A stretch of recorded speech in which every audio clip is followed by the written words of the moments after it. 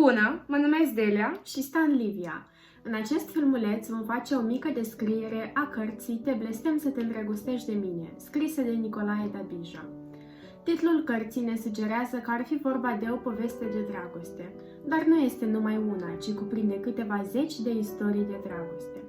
Autorul, Nicolae Dabija, dedică această carte, care are și un subtitlu: Cartea iubirilor imposibile, îndrăgostiților de toate vârstele, celor care au iubit, care iubesc sau care vor iubi. Nicolae Dabija a fost un scriitor, istoric literar și om politic din Republica Moldova, membru de onoare al Academiei Române și membru corespondent al Academiei de Științe a Moldovei. Scriitorul este cunoscut pentru operele sale pătrunzătoare, cum ar fi Tema de acasă, Nu vă îndrăgostiți primăvara sau Doruri interzise. Te blestem să te îndrăgostești de mine este un roman sublim care, prin simpla narare a unei povești de dragoste imposibile, reliefează faptul că iubirea este ca o ciumă de care nu se moare, dar nici nu se trăiește. Nicolae Dabija a fost unul dintre puținii autori contemporani cărora nu le era teamă să abordeze subiecte dificile și sensibile, lucru care îl obligă pe cititor să se îndrăgostească iremediabil de scriitura sa. În roman se povestește despre o tânără pe nume Oana Nour, care refuză inițial să fie fermecătoare, deoarece vrea ca nimeni să nu se îndrăgostească de ea.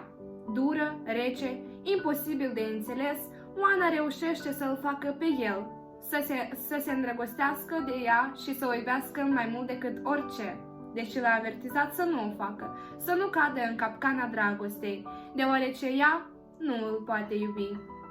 Oana a salvat întâmplător viața unui pieton.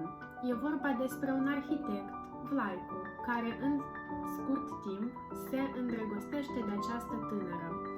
Tot întâmplător a fost blestemat de Oana Nour ca să se îndrăgostească de ea într-o glumă. Citez: Ce binecuvântare să fii contemporan cu persoana pentru care te-ai născut să o iubești. Ce șansă dumnezeiască să o întâlnești, să o cunoști, să știi că ea este. Apoi, Oana a dispărut din viața acestui tânăr arhitect după multe zile petrecute împreună. Ea s-a ascuns din motiv de boală, fiind diagnosticată de medici ca fiind cu ambii rinichi uscați. Vlaicu, îndrăgostit la nebunie, a pornit în căutarea ei.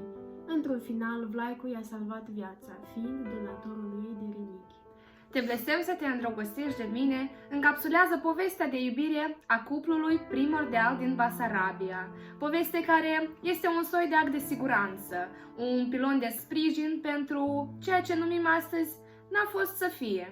Un adevărat poem epic, opera lui Dabija capătă pe parcurs un lirism extraordinar, în care visezi, te pierzi și într-un final te regăsești, exact ca în viață. Recomandăm această carte tuturor iubitorilor de o lectură ușoară și într-adevăr bună, căci odată începută, cartea devine ca un drog. Nu te mai poți opri din citit, la fel cum ni s-a întâmplat și nouă. Acest roman mi-a schimbat viziunea asupra ideilor mele despre dragoste.